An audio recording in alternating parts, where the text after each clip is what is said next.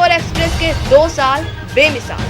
और अब देखिए आपका अपना न्यूज़ 24 एक्सप्रेस नए अंदाज। नमस्कार, आप देख रहे हैं न्यूज़ 24 एक्सप्रेस और मैं हूं नेहा आपके साथ। आइए रुक करते हैं आज के बुलेटिन की ओर। प्रदेश के मुख्यमंत्री एक तरफ जन कल्याणकारी योजनाएं चलाकर लोगों को लाभ पहुंचाने में लगे हुए हैं, लेकिन उनके इस मंसूबे पर किस तरह पानी फेरा जा रहा है, जिसका जीता जागता उदाहरण ग्राम पंचायत मुड्री की ग्राम नहरिया में देखा जा सकता है। यहां आदिवासी परिवार के लोग आवासीय और शौचालय जैसी महत्वपूर्ण योजनाओं के लाभ से वंचित हैं। उन्होंने कई बार सरपंच से लेकर सचिव तक आवास और शौचालय बनवाने की गुहार लगाई, लेकिन उनकी सुनवाई आज तक नहीं की गई। जबकि ग्रामीण बताते हैं कि उनका सर्वे सूची में नाम भी है, लेकिन किसी भी प्रकार का उन्हें आज तक आवासीय योजना का लाभ नहीं दिया गया। मंगलवार को दर्जनों महिलाएं एसडीएम से मदद की गुहार लगाने पहुंची और उन्हें योजनाओं के लाभ दिलाए जाने की मांग की। वहीं एसडीएम रोशन राय ने कहा कि अगर सर्वे सूची में आपका नाम है तो आपको योजनाओं का लाभ जरूर मिलेगा। ग्राम पंचायत में सरपंच कार्यकाल 7 साल हो गए हैं, अब भी जो हकदार हैं उन्हें लाभ नहीं पहुंचाया गया है। इससे बड़ी बात और क्या होगी। जबकि आदिवासी गरीब महिलाओं ने कहा कि झोपड़ी और पन्नी डालकर रहने को मजबूर है। बारिश में पूरा घर पानी पानी हो जाता है, कीड़े कांटे का डर भी बना रहता है। लेकिन इन योजनाओं के लाभ से वंचित क्यों रखा गया, यह पंचायत पर सवालिया निशान जरूर लगा रहा है। बबीना विधानसभा 222 क्षेत्र के चिरगांव देहात एवं चिरगांव बस्ती में बहुजन समाजवादी पार्टी के प्रत्याशी दशरथ सिंह राजपूत ने अपने सैकड़ों समर्थकों के साथ जनसंपर्क किया और न्यूज़ 24 एक्सप्रेस से बात करके बताया कि पिछली सरकार में जो काम नहीं हुए हैं अब वो हम करके दिखाएंगे। महंगाई, बिजली और बेरोजगारी को लेकर कहा कि यदि बहन मायावती की सरकार बनती है तो बेरोजगार युवाओं को रोजगार के लिए नौकरियां मिलेगी और महामाया पेंशन जो बंद हो गई है उसे पुनः शुरू करवाएंगे। क्या कहना चाहते हैं आप न्यूज़ 24 एक्सप्रेस से? धन्यवाद। पहले तो आपको पत्रकार महोदय, क्या पूछना चाह रहे हैं आप? मतलब बबीना विधानसभा क्षेत्र में आए हैं तो किन मुद्दों को लेकर आप क्षेत्र में उतरे हैं? देखिए,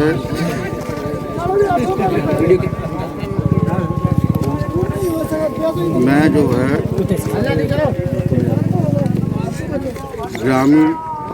ग्रामीणों के यहाँ गया हूँ। करीब मैंने 80% गाँव का भ्रमण किया है। तो भ्रमण में जो मुझे समस्याएं देखने को मिली, सड़क है, बिजली है, पानी है, बेरोजगारी है, महंगाई है, किसानों की भी बहुत अतिरिक्त समस्याएं हैं। तो उस चक्कर से वहाँ का ग्रामीण हर समस्या से ग्रसित है। इन समस्याओं को लेकर हम निदान दिलाने के लिए उनसे वादा करते हैं कि बहन जी यदि सरकार बनी तो हम सब समस्याओं का निदान दिलाएंगे। और कुछ समस्याएं ऐसी भी हैं जैसे युवा बेरोजगार घूम रहे हैं, तो और इनके लिए क्या कहना है आपका? देखिए, 5 साल में जो वर्तमान में सरकार रही है उन्होंने भर्तियां ही नहीं की हैं। आप 2007 का बहन जी का कार्यकाल देख लीजिए, जिसमें बैकलॉग खोले गए, 1,08,000 से ऊपर सफाई कर्मचारियों की भर्ती की गई। इस प्रकार से उन्होंने महिलाओं को पेंशन महामाया जो आज बंद हो गई है, ये सारी पेंशन लागू की गई थी बहन जी के टाइम में।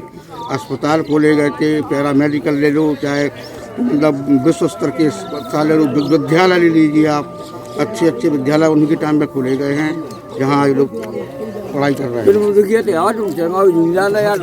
हाँ, तो आप देख रहे हैं कि हमारे जो दशरथ नन्ना हैं काफ़ी कोशिश कर रहे हैं अपनी समाज के लिए और अपनी सीट के लिए। बेरोजगारों के लिए भी काफ़ी काम करेंगे बता रहे हैं। और जो इतनी महंगाई चरम सीमा पे है, अभी काफ़ी चीज़ें इतनी महंगी हैं, जैसे डीजल है, पेट्रोल है, गैस सिलेंडर भी है, अन्य चीज़ें जो खाद्य सामग्री की हैं वो भी काफ़ी महंगी हैं। उसमें आपका क्या कहना है? चलिए, अभी हमारी सरकार बनी, बहन जी की सरकार बनी, तो ये हम इस चीज़ को बिल्कुल जो है निर्धारित रेट पर जो कम से कम होगा महंगाई को कम करने का काम करेंगे।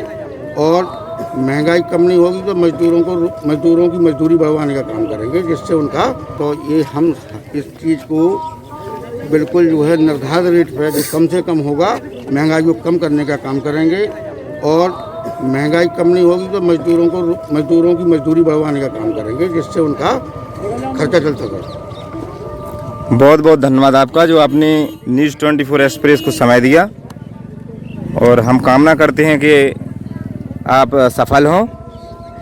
न्यूज़ 24 एक्सप्रेस हमेशा ऐसे लोगों के साथ है जो जनता की समस्याओं का निदान करे, और काफ़ी अच्छा देखने को मिला है आपके लिए। बहुत बहुत धन्यवाद है आपका।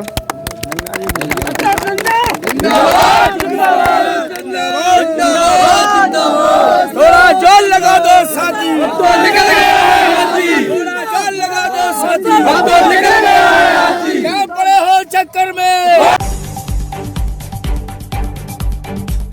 पीड़िता को घर में अकेली देखकर घर के बड़ी में घुसकर दुष्कर्म करने वाला आरोपी गिरफ्तार। पीड़िता द्वारा 31/1/22 को थाने में रिपोर्ट दर्ज करवाई गई थी कि सुबह करीब 9:30 बजे घर के ही बाड़ी कुएं के पास बर्तन धो रही थी। तभी आरोपी सेतराम चंद्रा पिता स्वर्गीय टीकाराम चंद्रा, काशीगढ़, थाना जयजयपुर, जिला जांजगीर चांपा, पीड़िता के बाड़ी तरफ से आकर पीड़िता को खींचकर जबरदस्ती प्रार्थिया के साथ जबरन शारीरिक संबंध बनाकर बलात्कार किया गया। पीड़िता की रिपोर्ट पर धारा 376 का अपराध पंजीबद्ध कर विवेचना में लिया गया। पीड़िता के गवाहों, घटनास्थल निरीक्षण एवं मेडिकल रिपोर्ट के आधार पर सेतराम चंद्रा पिता स्वर्गीय टीकाराम चंद्रा उम्र 48 साल को अपराध करना पाया गया एवं आरोपी को 1/2/22 को विधिवत गिरफ्तार कर न्यायिक रिमांड पर भेजा गया है। उक्त कार्यवाही में उप निरीक्षक गोपाल सतपथी, मथुरा प्रसाद मनेवार, संतोष कश्यप, पूरनलाल केवट, देवनारायण चंद्रा, राजेश यादव, राजकुमारी खरे का विशेष योगदान रहा।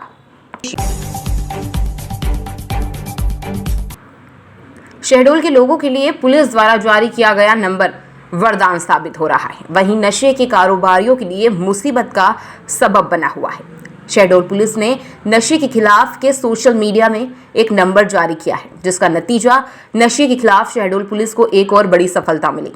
जिले के ब्योहारी पुलिस ने ऑपरेशन प्रहार के तहत भारी मात्रा में नशीली दवाओं का जखीरा व मादक पदार्थ गांजा व गांजे के पौधे बरामद कर 5 नशे के सौदागरों को गिरफ्तार किया है। वहीं 3 फरार है, जिसकी पुलिस तलाश कर रही है। नशे के खिलाफ जिले में अब तक 22 प्रकरण दर्ज कर 8 लाख कीमती मादक पदार्थ जब्त किया जा चुका है। शहडोल जिले को नशा मुक्त बनाने की दिशा में शहडोल पुलिस अधीक्षक अवधेश गोस्वामी ने ऑपरेशन प्रहार के तहत नशे के खिलाफ एक 7587636166 यह नंबर जारी किया है, जिसका नतीजा नशे के कारोबार करने वालों की लगातार शहडोल पुलिस के पास सूचनाएं आती रही। पुलिस ने अभियान चलाकर एक नंबर जिले के कई थानों में बड़ी कार्रवाई की। ऐसे ही नशे के खिलाफ जिले के ब्योहारी पुलिस ने बड़ी कार्रवाई करते हुए बेल्ला चर्मकार, सुबेलाल चर्मकार, मंगलदीन चर्मकार, जानू मोहन प्रजापति, सत्येंद्र गुप्ता, रेखा दाहिया, राकेश जायसवाल के खिलाफ मामला दर्ज कर 5 को गिरफ्तार कर लिया है। वहीं 3 अभी भी फरार है, जिनकी पुलिस सरगर्मी से तलाश कर रही है।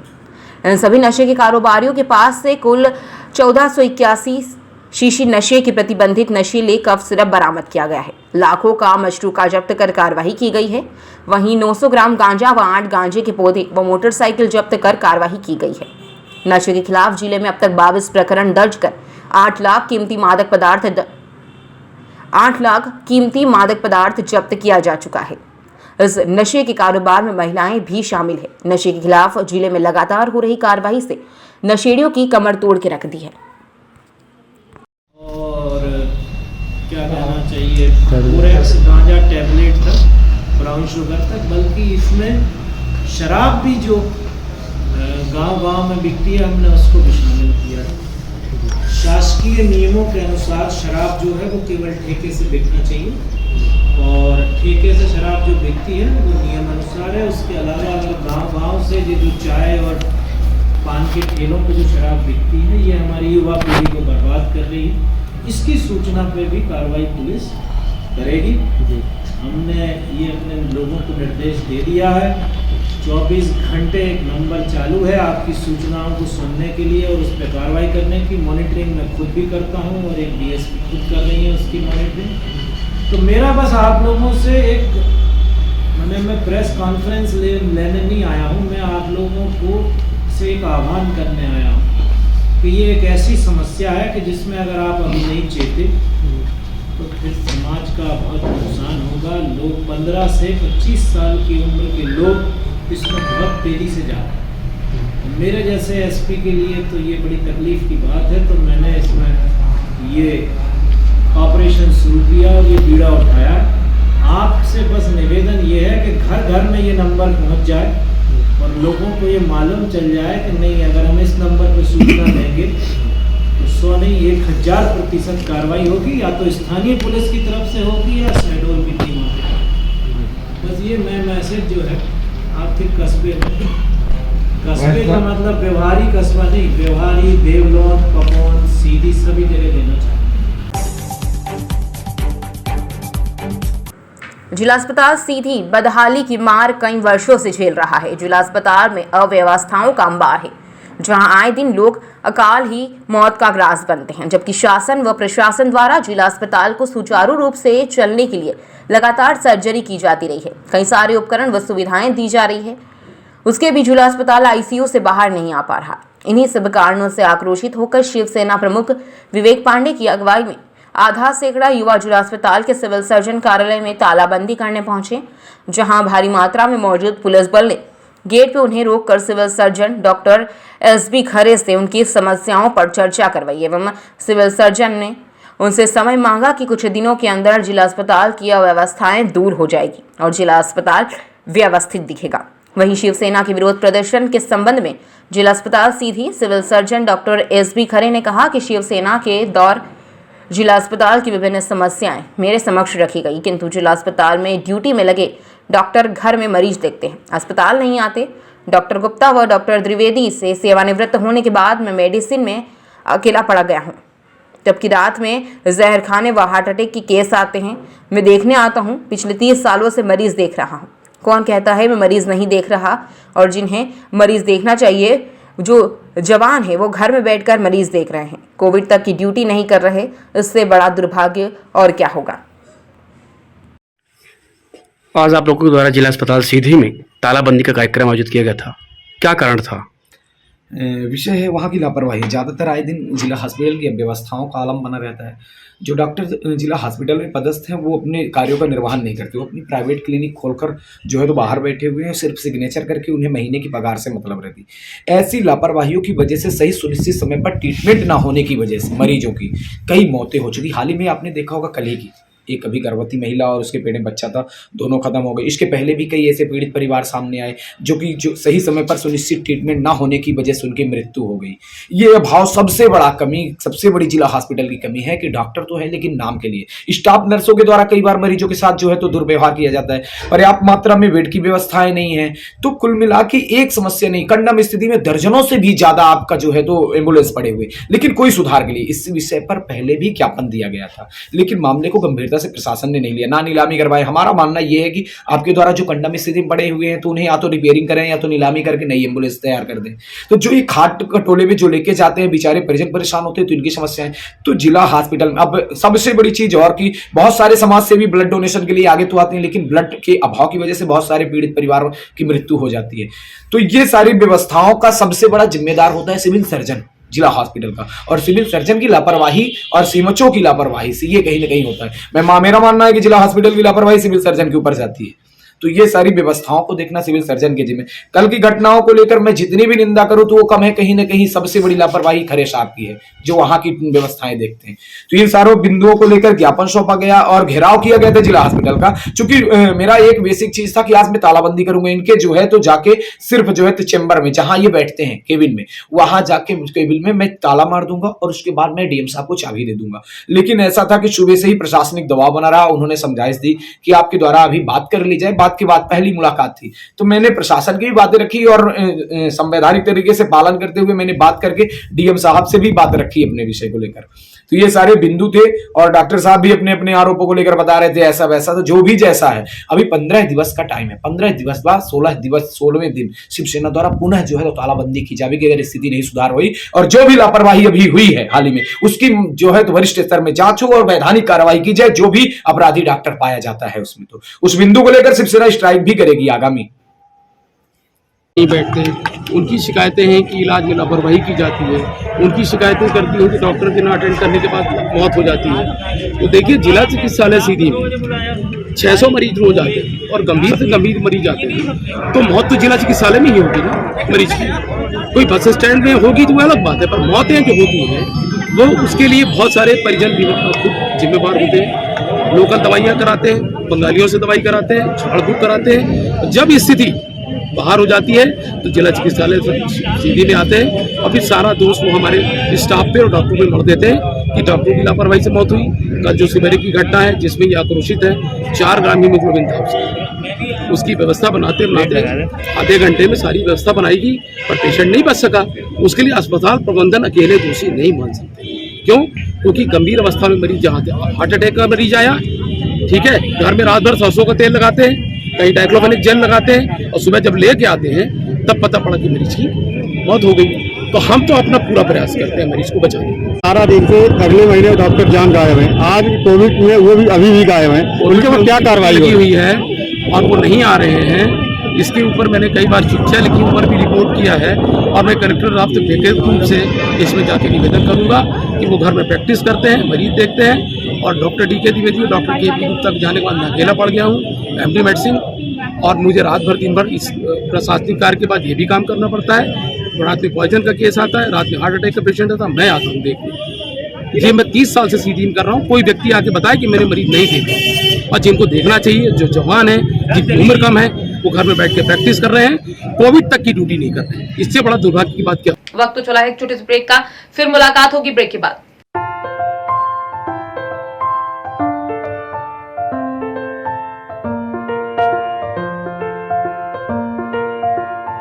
ब्रेक के बाद एक बार फिर आप सभी का स्वागत है। आइए बढ़ते हैं अगली खबर की ओर। आलोट में वर्तमान समय में देश कोरोना महामारी बीमारी से लड़ रहा है और प्रशासन और सरकार इस महामारी से लोगों को बचाने के लिए कई तरह के प्रोग्राम चला रही है। लोगों को कोरोना महामारी से बचाने का हर संभव प्रयास कर रही है।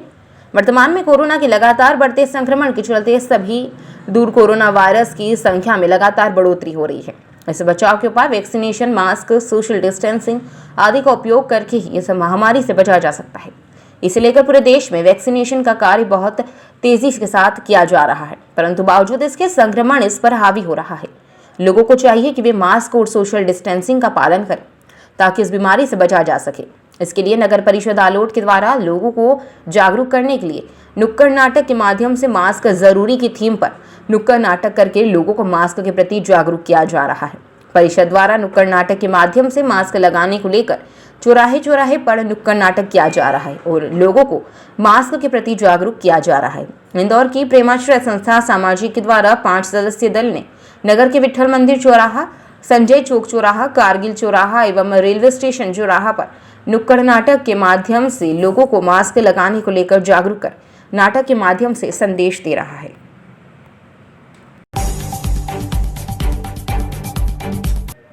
बांसवाड़ा एसीबी की टीम ने आज एक रिश्वतखोर को 3000 रुपए की रिश्वत लेते हुए रंगे हाथ दबोच लिया। अर्थूना पंचायत समिति के केसरपुरा में पटवारी नागेंद्र लाल ने पहले परिवादी दिनेश चंद्र ने जमीन की रजिस्ट्री करवाई थी, जिसके एवज में पहले भी पटवारी नागेंद्र ने 11,000 रुपए ले लिए थे और अब मोटेशन के नाम पर परिवादी से 3,000 की डिमांड की थी, जिसकी शिकायत परिवादी ने बांसवाड़ा एसीबी टीम को की थी। एसीबी की टीम ने पैसे लेने की बात को सत्यापन किया और आज परिवादी से पटवारी नागेंद्र ने 3,000 रुपए मोटेशन खोलने के नाम पर लिए। इस दौरान बांसवाड़ा एसीबी की टीम ने पटवारी नागेंद्र को रंगे हाथ दबोच लिया। एसीबी की टीम के एसपी माधव सिंह ने बताया कि रिश्वत लेते हुए रंगे हाथ पटवारी को दबोचा है और अब आगे की कार्रवाई की जा रही है। सर, ये जो कार्रवाई हुई, क्या पूरा मामला? ये परिवादी ने हमारे पास रिपोर्ट की थी कि उसने अपने पत्नी के नाम से कोई भूमि क्रय की है, तो उस भूमि की रजिस्ट्री करवाने और नकल वगैरह देने के लिए पहले मेरे से पटवारी केसरपुरा नागेंद्र ने मेरे से 11,500 रुपये लिए तथा अब मैं उससे मिला तो वो म्यूटेशन खोलने के 3,000 रुपये और मांगा, जिस पर इसके सत्यापन करवाया तो आरोपी ने परिवादी से 3,000 रुपये म्यूटेशन की डिमांड की जिस पर आज ट्रैप की कार्रवाई आयोजित की गई तथा परिवादी से 3,000 रुपये रिश्वत लेते आरोपी नागेंद्र पटवारी केसरपुरा को हमने पकड़ा है। अगली कार्रवाई जारी। सर पटवारी इसमें शामिल था, कोई और भी अधिकारी शामिल थे? नहीं, पटवारी की स्तर पे थी, वो उसमें भी अपने लिए।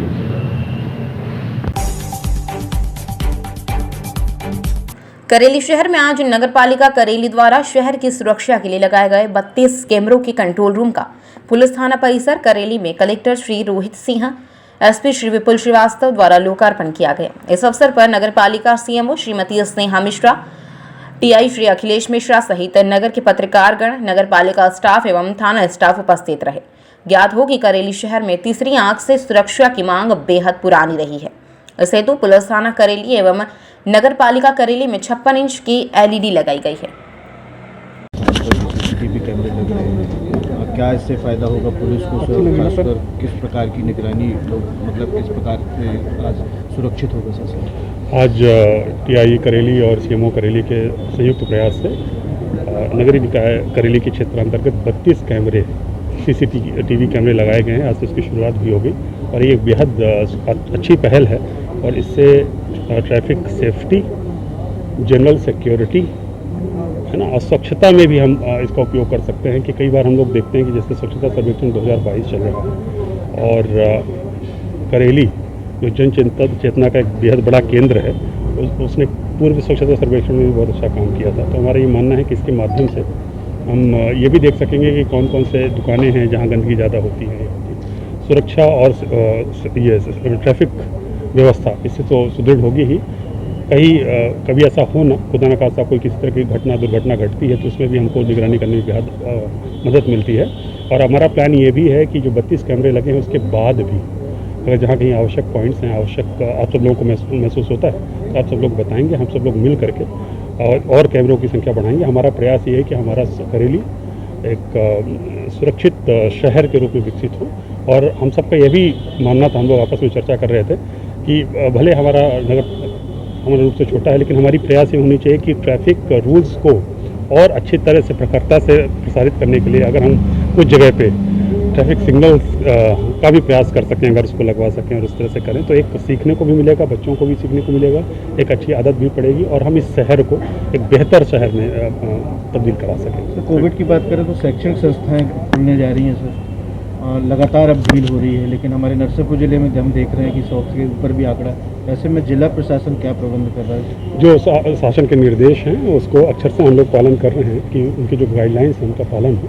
सोशल डिस्टेंसिंग हम लोग हमेशा मोटिवेट कर ही रहे हैं। और एक अच्छी बात जो सीसीटीवी लगने से जो हम लोग कह रहे थे कि इससे ये भी होगा कि अगर कोई बिना मास्क के घूम रहा है तो वो भी हमारी निगरानी में रहेगा और उस पर भी हम लोग सख्ती बरत सकते हैं इसके माध्यम से भी। तो हमारा यही प्रयास है कि सोशल डिस्टेंसिंग का हम सब मिलकर के प्रयास करें। तो केवल प्रशासन के प्रयास से कोई सफलता नहीं मिलती, सफलता तब मिलती है जब सभी वर्ग, सभी लोग मिलकर के, पूरा समाज मिलकर के प्रयास करता है। तो हम सब लोग सुरक्षित रहे हैं और हमारी सारी व्यवस्था है कोरोना को देखते हुए, मतलब हमारी स्वास्थ्य व्यवस्था चाक चौबंद है और हम सब लोग सुरक्षित हैं। सुरक्षित रहने में प्रशासन सक्षम है। तो नरसिंहपुर नगर पालिका में इंजीनियर के ऊपर भ्रष्टाचार के गंभीर आरोप लग रहे हैं, उसका एक प्रपोजल बना करके उचित कार्रवाई के लिए कमिश्नर नगरीय प्रशासन। शहर में 3 चेन स्नेचिंग की वारदात को अंजाम देने वाले शातिर लुटेरे को तोरवा पुलिस ने गिरफ्तार किया। मंगलवार को एसएसपी पारुल माथुर ने मामले का खुलासा करते हुए बताया कि गोरेला निवासी आरोपी अनिल खचवाहा यूट्यूब में वीडियो को देखकर लूट की वारदात को अंजाम देना सीखा और उसी तरह से एक के बाद एक 4 चेन स्नेचिंग की घटना को आरोपी अनिल खचवाहा ने 30 जनवरी की सुबह हेमूनगर बीएसएनएल टावर के पास जीनत विहार निवासी सीमा राय का सोने का चेन लूट लिया और फरार हो गया और खरीदार भी गिरफ्तार। मामले में पुलिस ने खरसिया निवासी मनोज अग्रवाल और दिलीप अग्रवाल को गिरफ्तार किया है। आरोपी अनिल खचवाहा ने लूट की 4 चेन दोनों खरीदार को दबोचा है। पुलिस ने आरोपियों से लूट की चेन कीमती 4 लाख रुपए बरामद कर लिए हैं। वहीं घटना में प्रयुक्त मोटरसाइकिल भी पुलिस ने जब्त की है। लूट की वारदात जो हुई थी मैम, कितने प्रकरणों का खुलासा आज हो रहा है मैम? कैसे करता था ये, क्या देखता था? ये तोरबा क्षेत्र में हेमू नगर में 30 तारीख को जो महिला के साथ चेन स्नैचिंग की घटना हुई थी, उस पर तोरबा पुलिस ने त्वरित कार्रवाई करते हुए आरोपी को उठाया है। और इसमें जो आरोपी है उसके द्वारा पूर्व में भी कई घटनाओं को अंजाम दिया गया था। आज टोटल 4 इसमें लूट का खुलासा किया गया है, जिसमें 3 तोरबा क्षेत्र में ही पंजीबद्ध थी, जिसमें कि महिलाओं के साथ चेन स्नैचिंग हुई थी, और एक तारबहार क्षेत्र में पूर्व से पंजीबद्ध प्रकरण था। चारों ही जो प्रकरणों में जो माल था वो पूरा बरामद हो गया है।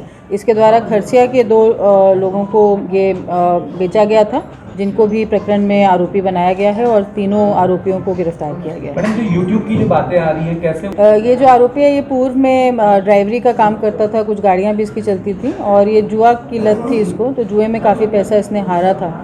उसी को रिकवर करने की उसने कुछ योजनाएं बनाई, और यूट्यूब में किस प्रकार से चेन स्नैचिंग की जाती है, क्या किया जाता है, उसके वीडियोज़ उसने सर्च किए, और उसी से प्रेरित होकर अपनी जुपिटर गाड़ी में ये बिलासपुर के विभिन्न क्षेत्रों में इसने इस प्रकार की घटनाओं को अंजाम दिया। मैडम, आज के बुलेटिन में फिलहाल इतना ही। बने रहिए न्यूज़ 24 एक्सप्रेस के साथ। नमस्कार। 24 एक्सप्रेस के 2 साल बेमिसाल, और अब देखिए आपका अपना न्यूज़ 24 एक्सप्रेस नए अंदाज।